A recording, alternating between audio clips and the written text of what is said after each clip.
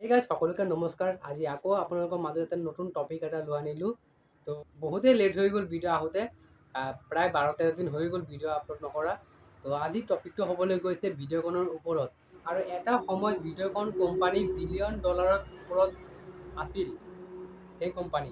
তো সেই ভিডিঅ'কন কোম্পানীটো কি হ'ল আজিৰ এই ডেটত একেবাৰে ডাউন ফলত গ'ল। তো কেনেকুৱা কি হ'ল গোটেইখিনি আমি আজি এই ভিডিঅ'টো জানিবলৈ চেষ্টা কৰিম।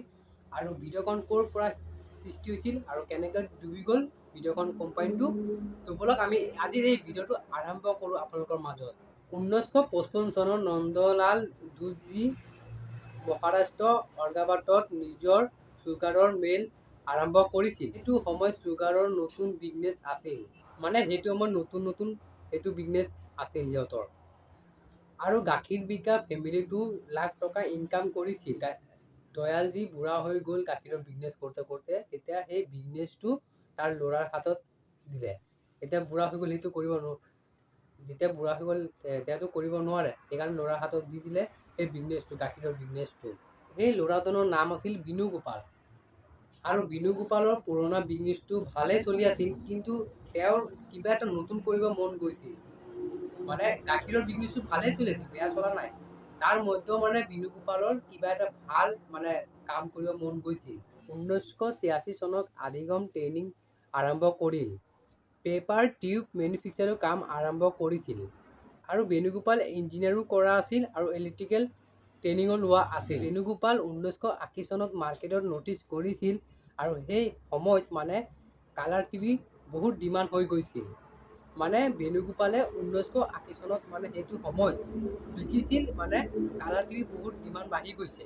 তো তাৰপিছত বেণুগোপালে কি কৰিলে, সেই টাইমত দূৰদৰ্শন নামৰ এজন মানুহ কালাৰ টিভি বনোৱা আৰম্ভ কৰিলে।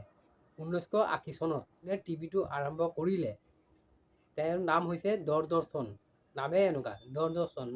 মাৰ্কেট চেঞ্জ হোৱা দেখি গাখীৰৱালা ফেমিলিয়ে পিকচাৰ টিভি বনোৱা আৰম্ভ কৰিলে। এতিয়া আগৰ দিনৰ বক্স টিভি কেইটা, সেইকেইটাৰ পিকচাৰ টিভিৰ কথা কৈ আছোঁ। আৰু বেণুগোপালে যদি পিকচাৰ টিভি যদি নিজে বনাই আছে, তো পিকচাৰ টিভি বেলেগত বিকাতকৈ সিহঁতে নিজে টিভি বনোৱা কাম আৰম্ভ কৰিলে।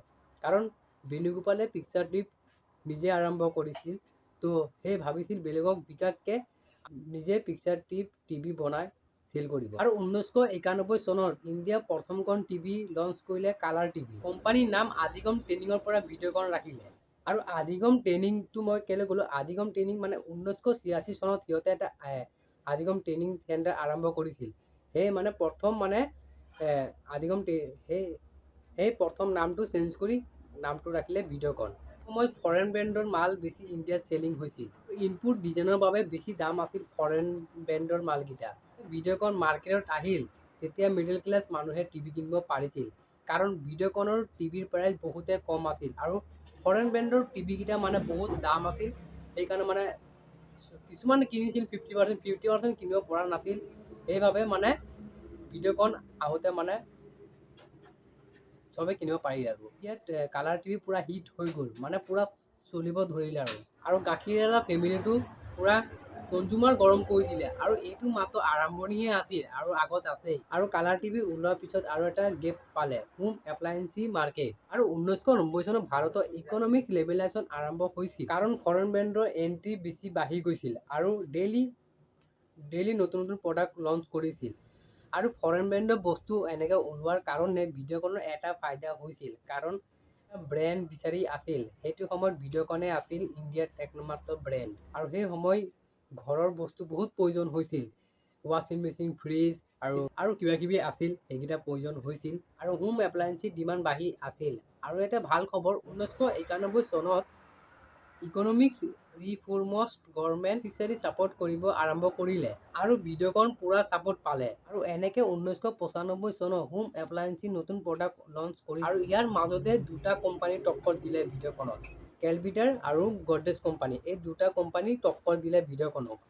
আৰু সেইকাৰণে ভিডিঅ'কনে কি কৰিলে, ডাইৰেক্ট ফ্ৰিজ লঞ্চ কৰি দিলে। আৰু ভিডিঅ'কনে যোনটো ফ্ৰিজ লঞ্চ কৰিলে, সেই দুটা কোম্পানী ফ্ৰিজতকৈ বেলেগ। আৰু ফ্ৰিজৰ চিষ্টেম বহুতে ভাল আছিল, আৰু দামৰ কথা ক'ব গ'লে বহুত কম দামত ৰাখিছিল, আৰু ফাইনেন্সৰ চিষ্টেমো আছিল। সেইকাৰণে মিডল ক্লাছ মানুহে কিনিব পাৰিছিল। আৰু ফ্ৰিজৰ পিছত দেখিলে ৱাশ্বিং মেচিনৰ ডিমাণ্ড। আৰু ৱাশ্বিং মেচিনৰ ডিমাণ্ড বহুত বাঢ়ি আছিল। আৰু যোনটো কোম্পানীয়ে বনোৱা আছিল ৱাশ্বিং মেচিনটো, সেই কোম্পানীটোৰ নাম হ'ল BPL। আৰু BPLৰ ৱাশ্বিং মেচিন বহুত দাম আছিল সেই সময়ত। আৰু ভিডিঅ'কনে কি কৰিলে, ৱাশ্বিং মেচিন লঞ্চ কৰিলে। আৰু ভিডিঅ'কনতকৈ চাবলৈ অকণ বহুতে ভাল, অকণ মানে ডিজাইনিং চাবলৈ ৱাশ্বিং মেচিনটো ভিডিঅ'কনৰ। তো সেই ভিডিঅ'কনৰ ৱাশ্বিং মেচিনটো মানুহে বহুতে ভাল পালে। আৰু তেনেকেই ভিডিঅ'কনৰ ৱাশ্বিং মেচিন ভালকৈ চলিব। এনাৰ্জি এফিচিয়েণ্ট এয়াৰ কণ্ডিশ্যনো বনালে। মাৰ্কেটত আহিল মাইক্ৰ'ছফ্ট। আৰু মাইক্ৰ'ছফ্ট যেতিয়া আহিলে, তেতিয়া মাইক্ৰ'ছফ্টৰ বহুতে ডিমাণ্ড আছিল। আৰু সেইকেইটা ভিডিঅ'কনে চাই মাইক্ৰ'ছফ্টটো বনোৱা কাম আৰম্ভ কৰিলে। আৰু লগত চব বস্তুৱে বনোৱা কাম আৰম্ভ কৰি দিলে। Consumer electronics, TV, sound box, fridge চব বস্তু মেনুফেকচাৰ আৰম্ভ কৰিলে বেণুগোপাল। তেল বঢ়াবৰ কাৰণে ডিছকাউণ্ট লগাই দিলে। আৰু যেতিয়া ডিছকাউণ্ট লগাই দিলে, চেল বাঢ়িব ধৰিলে। আৰু তেনেকৈ ইণ্ডিয়া ডাঙৰ এটা ব্ৰেণ্ডৰ নাম হৈ গ'ল ভিডিঅ'কন। ডিছকাউণ্ট দিয়াৰ বাবে ভিডিঅ'কন এটা ডাঙৰ ব্ৰেণ্ড হৈ গ'ল ইণ্ডিয়াৰ বাবে। আৰু বেণুগোপালে আৰু এটা গেম খেলিব গৈছিল, মানে সিহঁতৰ মাৰ্কেট চেল হোৱাৰ বাবে আৰু জেগা কেপচাৰ কৰিব বিচাৰিছিল। এবাৰৰ কাৰণে বৰবাদ হ'ব ল'লে। 1990 আৰু 2000 চনত মোবাইলৰ টাৱাৰৰ বহুত ডিমাণ্ড বাঢ়ি গৈছিল। আৰু বেণুগোপাল তাতো এণ্ট্ৰি ল'লে। আৰু তাৰ কেইদিন পিছত তেল আৰু গেছৰো ডিমাণ্ড বাঢ়িব ধৰিল। আৰু বেণুগোপাল তাতো বহুত ইনভেষ্ট কৰিছিল। মানে তেল আৰু গেছত বেণুগোপালে বহুত ইনভেষ্ট তাত কৰিছিল। সেই টাইমত ভাৰত চৰকাৰে নিউ এক্সপ্লোৰেশ্যন লাইচেঞ্চ দি আছিল। আৰু সেই লাইচেঞ্চ দিয়া হৈছিল তেল আৰু গেছৰ প্ৰাইভেট প্লেচত এণ্ট্ৰি কৰিবলৈ। বেণুগোপালে গম পাই পুৰা ইনভেষ্ট কৰি দিলে তেল আৰু গেছত। আৰু 2008 চনত যেতিয়া টেলিকম চেণ্টাৰ বাঢ়িব ধৰিল, আৰু সেইটো সময়ত মোবাইলৰ সংখ্যা বহুত বাঢ়িব ধৰিছিল। মানে 2008 চনত টেলিকম চেণ্টাৰ ইমানে বাঢ়িব ধৰিছিল, কাষ্টমাৰ বহুত বাঢ়িছিল সেইটো সময়ত। আৰু সেইটো সময়ত এয়াৰটেল, ৰিলায়েন্স, আইডিয়াই বহুত মানে গ্ৰ' হৈছিল সেই সময়ত। মানে সেই সময়ত এয়াৰটেল, ৰিলায়েন্স আৰু আইডিয়াই আছিল। তো সেইটো সময়ত বহুত মানে গ্ৰ' হৈছিল চিমকেইটা, মানে পপুলাৰ বহুত পপুলাৰ হৈছিল। আৰু সেইকেইটা চাই বেণুগোপালে 2008 চনত এণ্ট্ৰি ল'লে। আৰু 2008 চনত ভিডিঅ'কনে 2GB কাৰণে লাইচেঞ্চ এপ্লাই কৰিলে। আৰু বেণুগোপালটো এইফালে চিম বনাবলৈ লাইচেঞ্চ এপ্লাই কৰিলে। আৰু খালি অকল চিমটো বনালেতো নহ'ব। আৰু বেণুগোপালে কি কৰিলে, তাৰপিছত চব জেগাতে টাৱাৰ বহাব আৰম্ভ কৰিলে। আৰু 2009 চনৰ টেলিকম টাইৰেল প্ৰথম লঞ্চ কৰিলে। প্ৰথম লিমিট ছাৰ্ভিচ দিছিল হাৰিয়ানা, গুজৰাট আৰু পাঞ্জাৱ আৰু মধ্যপ্ৰদেশ। এই জেগাখিনি প্ৰথম ছাৰ্ভিচ দিছিল। তো মানে এইখিনি জেগাত প্ৰথম ছাৰ্ভিচ দিছিল ভিডিঅ'কনে। লাহে চব জেগাতে এনেকৈ টাৱাৰ বহাব আৰম্ভ কৰিলে। আৰু বেণুগোপালে চিম কাৰ্ডত বহুত অফাৰ দিছিল। আৰু অফাৰ দিয়াৰ কাৰণে বহুত সোনকালে পপুলাৰ হৈ গ'ল বেণুগোপালৰ চিম কাৰ্ড। 2009 চনত বেণুগোপালে চালে যে কেবুল টিভিৰ বহুত ছাৰ্ভিচ বেয়া, আৰু লগত কেবুল টিভি বহুতে দাম আছিল। সেইকাৰণে বেণুগোপাল কি কৰিলে, বেণুগোপালে ডাইৰেক্ট DTH হোম ছাৰ্ভিচ দিব ল'লে। কাৰণ ভিডিঅ'কনৰ DTH হোম ছাৰ্ভিচ দিব ল'লে। আৰু এনেকৈ DTH ছাৰ্ভিচৰ বহুত ডিমাণ্ড বাঢ়ি গৈছিল। আৰু 2009 চনত DTH নামৰ পৰা DTH ছাৰ্ভিচ লঞ্চ কৰিলে। আৰু সিহঁতে নিজে চেষ্টাবল মেনুফেকচাৰ কৰি আছিল। মানে সিহঁতে নিজে চেষ্টাবলকেইটা মেনুফেকচাৰ কৰি আছিল। আৰু ইণ্ডিয়া ফাৰ্ষ্ট কোম্পানী আছিল 4K HD আল্ট্ৰা লঞ্চ কৰিছিল। সেইটোৰ বাহিৰেও মাল্টিপাম্প চেনেলো আছিল। আৰু লগত অৰিজিনেল কণ্টেণ্টো চাব পাৰিছিল। অৰিজিনেল কণ্টেণ্ট মানে যেনেকৈ ইউটিউবো চাব পাৰিছিল, মানে সেইটো টিভিত সেইটো তাকে মানে কৈছে। সেইকাৰণে 2009 চন আৰু 2015 চনলৈকে মাৰ্কেট পূৰা হিট হৈ আছিল। আৰু বেণুগোপালৰ 30 মিলিয়নতকৈ অধিক কাষ্টমাৰ আছিল। আৰু দেখোঁতে ইণ্ডিয়াৰ টপ 1 মাৰ্কেট হৈ গ'ল ভিডিঅ'কন। ইয়াতো ৰখা নাই বেণুগোপালে। 10 আৰু 11 চনত ইণ্ডিয়াত ৰিটেইলাৰ্ছ মাৰ্কেট লঞ্চ কৰিছিল। ৰিটেইলাৰ্ছ মাৰ্কেটত ইলেক্ট্ৰিকেল বস্তু কিবাকিবি ৰাখিলে, টিভি, মোবাইল, লেপটপ আৰু কিবাকিবি ৰাখিলে। আৰু সিহঁতৰ ৰিটেইলাৰ্ছ মাৰ্কেট ডাঙৰ চিটি, সৰু চিটি চব জেগাতে আছে ৰিটেইলাৰ্ছ মাৰ্কেট, যাতে সিহঁতৰ মাৰ্কেট কভাৰ কৰিব পাৰে। আৰু এনেকৈ চাওঁতে চব জেগাতে ভিডিঅ'কন দেখা যায়। আৰু লগত শ্বাহৰুখ খানৰ পৰা এডো বনাইছিল। এডটো আপোনালোকে চালে চাগে, শ্বাহৰুখ খানৰ এডটো। ইয়াতে কেইদিন পিছত ভিডিঅ'কনৰ লগত কি হ'ল, চবতকৈ মেইন ডাঙৰ ঝাটকা ইয়াতে লাগিল ভিডিঅ'কনত। তো শুনক কৈ আছোঁ। 2008-2011 চনত বেণুগোপালে তেল আৰু গেছত বহুত টকা ইনভেষ্ট কৰিছিল। ভাবিছিল বেণুগোপালে বহুত টকা ইনভেষ্ট কৰিব ইয়াৰ পৰা, কিন্তু চবখিনি উল্টা পুল্টা হৈ গ'ল। আগত $100 আছিল আৰু এতিয়া $30। সেইকাৰণে বেণুগোপালৰ বিজনেছ চাৰকাৰ হৈ গ'ল ইয়াতে। গেছ আৰু তেলৰ বাবে বিজনেছ কৰিবলৈ বেণুগোপালে ধাৰ লৈছিল 22,000 কৰোड़ টকা। তো ভাবি চাওক 22,000 কৰোड़ টকা ধাৰলৈ লৈছিল বেণুগোপালে, কাৰণ তেল আৰু গেছত বহুত টকা ইনভেষ্ট কৰিছিল। তো এই টকাখিনি চব ধাৰলৈ লোৱা হৈছিল, আৰু এনেকুৱা কোম্পানী হাল হৈ গ'ল বেণুগোপালে ধাৰ দিবলৈ অসুবিধা। ক'ত আছিল $100, ক'ত হৈ গ'ল $30। সেইকাৰণে বেণুগোপালে মানে অৱস্থা বহুতে বেয়া। SBI, ICICI বেংক আৰু বাকী ফাইনেন্সাৰ মিলি এই কোম্পানী নন পাৰফৰ্মেন্স এচিয়েণ্ট কৰি দিলে, আৰু 2019 অহাৰ আগে আগে ভিডিঅ'কনৰ বিজনেছ কলাপ হৈ গ'ল। আৰু তাৰ পিছত আহে টেলিকম চেণ্টাৰ। 2004 চনত 2GB লাইচেন্স বহুত কম দামত পাইছিল বেণুগোপাল।